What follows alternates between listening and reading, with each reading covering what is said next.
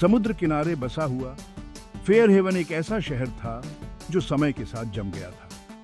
इसकी पत्थर की गलियां और विक्टोरियन घर एक कहानी की किताब से सीधे उतरे हुए लगते थे। समुद्र की हवा में अनगिनत कहानियों की फुसफुसाहट घुलती थी, हर एक पिछले से ज्यादा दिलचस्प। फेयर हेवन एक ऐसा शहर था जहां हर कोई एक दूसरे को जानता था और राज उतने ही दुर्लभ थे जितने गर्मियों में बर्फ। शहर का चौक रौनक से भरा रहता था, जिसके बीचों बीच एक सुंदर फव्वारा था जिसने प्यार की कई पीढ़ियों को देखा था। दुकानें सड़कों के किनारे सजी रहती थीं, उनकी खिड़कियां अजीबोगरीब चीजों और घर के बने सामानों से सजी रहती थी। मामा रोजा की बेकरी से ताजी बेक ब्रेड की खुशबू हवा में तैरती रहती थी, जो श्रीमती थॉम्पसन के बगीचे से खिले हुए गुलाबों की खुशबू के साथ मिल जाती थी। फेयर हेवन में जीवन एक आरामदायक गति से चलता था, ठीक उसी तरह जैसे समुद्र की लहरें किनारे पर आती जाती थी। शहरवासी अपने घनिष्ठ समुदाय पर गर्व करते थे, हमेशा मदद के लिए तैयार रहते थे या एक प्यारी सी मुस्कान साझा करते थे। यह एक ऐसी जगह थी जहां सपनों को पाला जाता था और उम्मीदें पास के मैदानों में खिले जंगली फूलों की तरह खिलती थी। अपने छोटे आकार के बावजूद फेयर हेवन में उन लोगों के लिए अनंत संभावनाएं थीं जो सपने देखने की हिम्मत करते थे। शहर का आकर्षण न केवल उसके मनोरम दृश्यों में था, बल्कि उसके निवासियों के दिलों में था। सादगी और गर्मजोशी की इस पृष्ठभूमि में प्यार, दृढ़ता और नियति की हमारी कहानी सामने आने वाली थी। एक ऐसी कहानी जो आने वाली पीढ़ियों के लिए फेयर हेवन की किंवदंती बन जाएगी। अमेलिया फेयरफैक्स उस तरह की लड़की थी, जहां भी जाती थी लोग उसे देखते रह जाते थे। उसकी खूबसूरती अविश्वसनीय थी, उसके बहते हुए भूरे बाल और आंखें जो धूप वाले दिन समुद्र की तरह चमकती थीं। लेकिन यह केवल उसका रूप ही नहीं था जिसने उसे सबसे अलग बनाया। अमेलिया का दिल सोने का था, हमेशा जरूरतमंद किसी भी व्यक्ति के लिए एक मीठा शब्द या मदद के लिए तैयार रहता था। फेयर हेवन के सबसे प्रमुख परिवारों में से एक में जन्मी अमेलिया एक ऐसे संसार में पली बड़ी जहां हर सुख सुविधा उपलब्ध थी। फेयरफैक्स हवेली शहर की सबसे ऊंची पहाड़ी पर स्थित थी, जिसकी भव्य खिड़कियां नीचे हलचल भरे बंदरगाह को देखती थीं।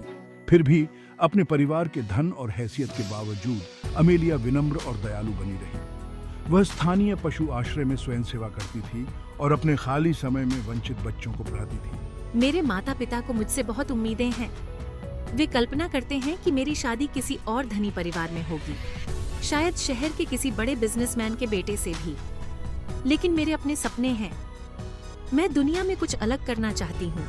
फेयर हेवन की सीमाओं से परे अपनी पहचान बनाना चाहती हूँ। शहर में सभी से मिलने वाली प्रशंसा के बावजूद अमेलिया अक्सर अकेलापन महसूस करती थी। वह किसी ऐसे व्यक्ति की तलाश में थी जो उसकी सुंदरता और सामाजिक स्थिति से परे देख सके, कोई ऐसा व्यक्ति जो उसकी आत्मा की गहराई को समझ सके। उसे क्या पता था कि भाग्य ने पहले ही ऐसी घटनाओं का ताना बाना बुन दिया है जो उसे उसके जीवन के प्यार तक ले जाएंगी। एक ऐसा प्यार जो खुद के बारे में और उसके आसपास की दुनिया के बारे में उसकी सोच को चुनौती देगा। अमेलिया के समृद्ध पालन पोषण के विपरीत एथन जेम्स विनम्र शुरुआत से आया था। वह अपनी विधवा मां के साथ फेयर हेवन के बाहरी इलाके में एक छोटी सी जर्जर झोपड़ी में रहता था। एथन ने छोटी उम्र से ही कड़ी मेहनत और दृढ़ता का महत्व सीखा था। घर का खर्च चलाने में मदद करने के लिए उसने शहर में कई तरह के काम किए, कभी भी लंबे समय तक काम करने या कठिन परिश्रम के बारे में शिकायत नहीं की। कठिनाइयों का सामना करने के बावजूद एथन दिल से एक सपने देखने वाला था। वह अपनी शामें दूर दराज की जगहों और अविश्वसनीय आविष्कारों के बारे में किताबें पढ़ने में बिताता था। उसका कमरा उन मशीनों के रेखा चित्रों से भरा था जिन्हें वह एक दिन बनाने की उम्मीद करता था।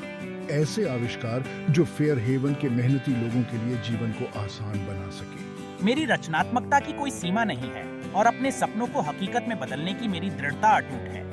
स्थानीय गैरेज में जहां मैं पार्ट टाइम काम करता हूं, मैंने जल्दी ही एक कुशल मैकेनिक के रूप में ख्याति प्राप्त कर ली है। मेरी फुर्तीली उंगलियां सबसे जिद्दी इंजनों में भी जान फूंक सकती हैं। शहर के लोग अक्सर मरम्मत के लिए उसके पास जाते थे, ये जानते हुए कि एथन उनकी मदद करने के लिए हर संभव प्रयास करेगा। उसकी दयालुता और काम के प्रति समर्पण ने उसे फेयर हेवन में बहुतों का सम्मान दिलाया।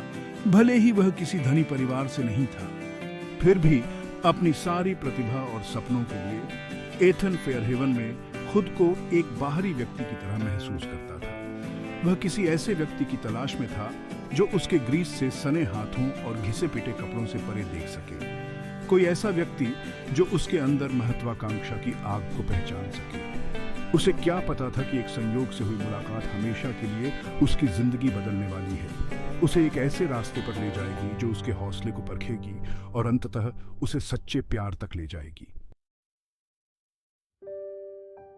यह एक सर्द शरद ऋतु की सुबह थी जब भाग्य ने अमेलिया और एथन के जीवन में हस्तक्षेप करने का फैसला किया।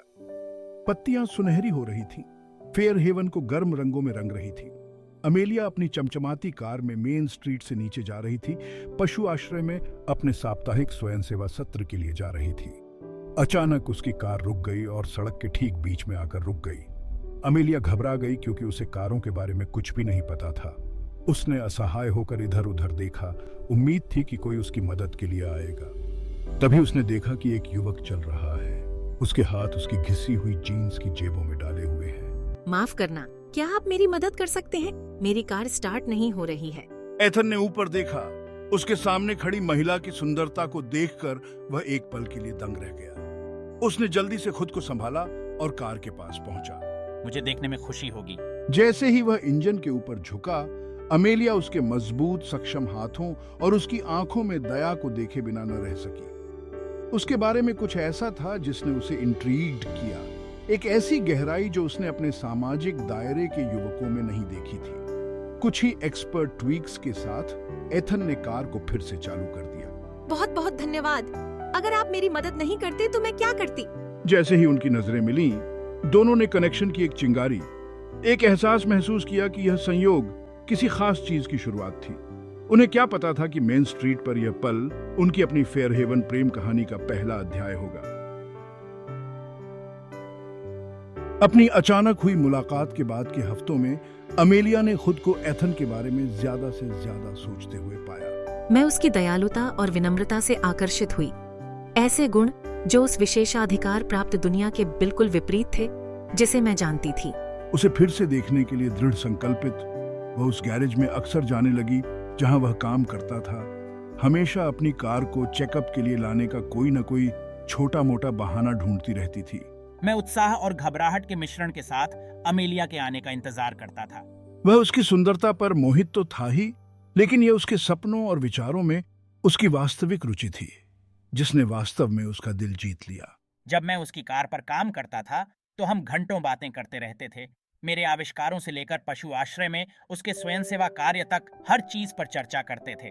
जैसे जैसे उनकी दोस्ती गहरी होती गई, अमेलिया और एथन दोनों ने खुद को अप्रत्याशित तरीके से विकसित होते हुए पाया। मैंने दुनिया को नई निगाहों से देखना शुरू कर दिया, उन साधारण खुशियों और कड़ी मेहनत की सराहना की जो फेयरहेवन के अधिकांश निवासियों के जीवन को बनाती थी। उसने उन भौतिकवादी मूल्यों पर सवाल उठाना शुरू कर दिया जिनके साथ वह पली बढ़ी थी। दयालुता और सामुदायिक सेवा के कार्यों में अधिक संतुष्टि पा रही थी। अमेलिया के प्रोत्साहन से प्रेरित होकर मैंने नए जोश के साथ अपने सपनों को आगे बढ़ाना शुरू कर दिया। उसने अपने आविष्कारशील विचारों को वास्तविकता में बदलने के लिए इंजीनियरिंग की पढ़ाई के लिए स्थानीय सामुदायिक कॉलेज में रात की कक्षाओं में दाखिला लिया। मुझ पर अमेलिया के विश्वास ने मुझे उन लक्ष्यों तक पहुंचने का आत्मविश्वास दिया जो मैंने कभी सोचा था कि मेरी पहुंच से बाहर हैं। साथ में वे प्यार, महत्वाकांक्षा और सफलता के सही अर्थ के बारे में बहुमूल्य सबक सीख रहे थे। जैसे जैसे अमेलिया और एथन के रिश्ते में निखार आता गया, उन्हें जल्द ही फेयरहेवन के सामाजिक विभाजन की कठोर वास्तविकता का सामना करना पड़ा। जब भी उन्हें शहर में एक साथ देखा जाता था तो कानाफूसी और अस्वीकृति भरी निगाहें उनका पीछा करती थी। कंट्री क्लब के मेरे दोस्त समझ नहीं पाते कि मैं एक मामूली मैकेनिक में क्या देखती हूँ। यह बहुत निराशाजनक है। मेरे साथ काम करने वाले मुझे बार बार चेतावनी देते रहते हैं कि मेरा दिल एक अमीर लड़की से टूटने वाला है जो शायद बस ऐसे ही घूम रही है। यह कठिन है अमेलिया। उनके सामाजिक दायरे के दबाव का असर उन पर पड़ने लगा। अमेलिया ने खुद को एथन के लिए अपनी बढ़ती भावनाओं और अपने परिवार को निराश करने के डर के बीच फटा हुआ पाया। वह हमेशा से एक आदर्श बेटी रही थी, और अपने माता पिता की इच्छा के विरुद्ध जाने के विचार ने उसे चिंता से भर दिया। मैंने हमेशा वही किया है जो मेरे माता पिता चाहते थे। एथन, मुझे नहीं पता कि मैं तुम्हारे और उनके बीच कैसे चयन करूं। दूसरी ओर एथन अपर्याप्तता की भावनाओं से जूझ रहा था। सोच रहा था कि क्या वह वास्तव में अमेलिया की दुनिया में फिट हो पाएगा। कभी कभी मुझे आश्चर्य होता है कि क्या मैं कभी तुम्हारे लिए काफी अच्छा हो पाऊंगा अमेलिया। तुम्हारी दुनिया मेरी दुनिया से बिल्कुल अलग है। उनके रिश्ते की परीक्षा तब हुई जब अमेलिया के माता पिता ने शहर के एक धनी व्यापारी के बेटे के साथ कई सामाजिक कार्यक्रमों में शामिल होने की व्यवस्था की। वे एक ऐसा रिश्ता शुरू करने की उम्मीद कर रहे थे जिससे एक उपयुक्त शादी हो सके। अमेलिया अनिच्छुक थी, लेकिन उसे लगा कि कम से कम एक बार कोशिश तो करनी ही चाहिए। मैं नहीं जाना चाहती एथन, लेकिन मुझे लगता है कि मुझे जाना होगा। जब एथन को पता चला तो उसका दिल टूट गया, ये मानते हुए कि अमेलिया ने उनके प्यार के ऊपर अपने परिवार की उम्मीदों को चुना है। तो यही है, हूँ तुम उन्हें हम पर चुन रही हो। इस अलगाव के दौरान अमेलिया और एथन दोनों को अपनी सच्ची भावनाओं और प्राथमिकताओं का सामना करना पड़ा। अमेलिया ने महसूस किया कि धन या सामाजिक स्थिति की कोई भी मात्रा एथन के साथ साझा किए गए वास्तविक संबंध की तुलना नहीं कर सकती है। मैं तुम्हें खो नहीं सकती एथन, बाकी कुछ भी मायने नहीं रखता। दूसरी ओर एथन ने फैसला किया कि वह अपनी असुरक्षाओं को उस महिला के लिए लड़ने से नहीं रोकेंगे जिससे वह प्यार करता था। मैं हमारा साथ नहीं छोड़ रहा हूँ अमेलिया, जो भी होगा हम उसका सामना साथ मिलकर करेंगे। वे दोनों जानते थे कि एक दूसरे को चुनने का मतलब होगा कई चुनौतियों का सामना करना, लेकिन वे यह साबित करने के लिए दृढ़ थे कि उनका प्यार किसी भी बाधा को दूर करने के लिए काफी मजबूत है।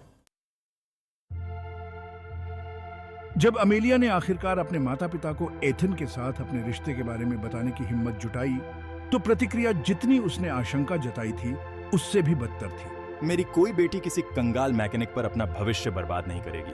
उसकी माँ एलिजाबेथ अपनी अस्वीकृति में अधिक सूक्ष्म थी, लेकिन उसकी ठंडी चुप्पी बहुत कुछ कह गई। अमेलिया, जानू, तुम्हें समझना चाहिए, ये वह जीवन नहीं है जिसकी हमने तुम्हारे लिए कल्पना की थी।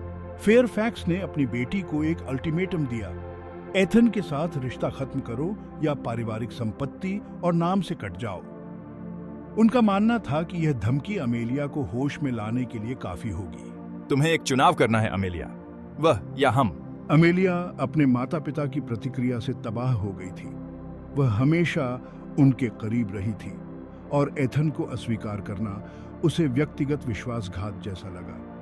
वह रातें रोते हुए बिताती थी, एथन के लिए अपने प्यार और अपने परिवार को खुश करने की अपनी इच्छा के बीच फटी हुई थी। मैं उस आदमी के बीच कैसे चयन करूं जिसे मैं प्यार करती हूं, और उस परिवार के बीच जिसे मैं हमेशा से जानती हूं। इस बीच एथन अपने ही संघर्षों का सामना कर रहा था। जब फेयरफैक्स के अल्टीमेटम की बात उसके पास पहुंची, तो वह गुस्से और आत्मसंदेह के मिश्रण से भर गया। क्या मैं स्वार्थी हो रहा हूँ? उससे मेरे लिए सब कुछ छोड़ने के लिए कह रहा हूँ? वह अमेलिया से पूरे दिल से प्यार करता था, लेकिन वह सोचने में मदद नहीं कर सका कि क्या वह उसे अपने परिवार और जीवन शैली से दूर ले जाकर स्वार्थी हो रहा है। भविष्य में अमेलिया द्वारा अपने परिवार और जीवन शैली से दूर ले जाने के लिए उससे नफरत करने का विचार उसे सताता रहा। मैं यह सोचकर नहीं रह सकता कि तुम एक दिन मुझसे नफरत करोगी अमेलिया। अमेलिया और एथन दोनों जानते थे कि अब वे जो भी फैसला लेंगे वह उनके बाकी के जीवन को बेहतर या बदतर के लिए बदल देगा। खुद को अमेलिया के प्यार और उसके परिवार के सम्मान के योग्य साबित करने के लिए दृढ़ संकल्पित एथन ने आत्म सुधार की यात्रा शुरू की। उसने खुद को नए जोश के साथ अपनी पढ़ाई में झोंक दिया। अक्सर देर रात तक पाठ्य पुस्तकों पर झुका रहता। मुझे यह करने की जरूरत है हमारे लिए। सामुदायिक कॉलेज में उनके प्रोफेसरों ने उनके असाधारण काम पर ध्यान दिया और उन्हें एक प्रतिष्ठित विश्वविद्यालय में अपनी शिक्षा जारी रखने के लिए छात्रवृत्ति के लिए आवेदन करने के लिए प्रोत्साहित किया। अपनी शैक्षणिक गतिविधियों के साथ साथ एथन ने अपने आविष्कारों पर काम करना जारी रखा। ये पर्यावरण के अनुकूल इंजन ये बहुत बड़ा बदलाव ला सकता है। उन्होंने एक ऐसे पर्यावरण के अनुकूल इंजन के डिजाइन के साथ एक क्षेत्रीय नवाचार प्रतियोगिता में प्रवेश किया जो ईंधन की खपत को काफी कम कर सकता है। उनके आश्चर्य और प्रसन्नता के लिए उनके आविष्कार ने पहला पुरस्कार जीता, जिसने कई प्रमुख ऑटोमोटिव कंपनियों का ध्यान आकर्षित किया। अचानक जो दरवाजे कभी बंद लगते थे वे खुलने लगे। मुझे विश्वास नहीं हो रहा है, यह सब कुछ बदल सकता है। जैसे ही एथन की उपलब्धियों की खबर फेयर हेवन में फैली, लोगों ने उसे देखना शुरू कर दिया। अब उसे शहर के दूसरी तरफ से सिर्फ एक मामूली मैकेनिक के रूप में नहीं देखा जाता था। इसके बजाय उन्हें एक स्थानीय सफलता की कहानी के रूप में सम्मानित किया गया। कड़ी मेहनत और दृढ़ संकल्प से क्या हासिल किया जा सकता है, इसका एक उज्जवल उदाहरण। यहाँ तक कि अमेलिया के कुछ दोस्त भी, जो कभी उसे नीची नजर से देखते थे, एथन को एक नई रोशनी में देखने लगे। मुझे तुम पर बहुत गर्व है एथन। आपने सभी को दिखा दिया है कि आप क्या करने में सक्षम हैं। इस पूरे समय में अमेलिया एथन के साथ खड़ी रही, अटूट समर्थन और प्रोत्साहन प्रदान करती रही। वह उस पर तब भी विश्वास करती थी जब उसे खुद पर शक होता था, और उसकी क्षमताओं पर उसका विश्वास कभी कम नहीं हुआ। मैं तुम्हारे बिना यह नहीं कर सकता था अमेलिया। एथन की यात्रा केवल खुद को दूसरों के सामने साबित करने के बारे में नहीं थी। यह खुद का सबसे अच्छा संस्करण बनने के बारे में था, अमेलिया के लिए और अपने सपनों के लिए।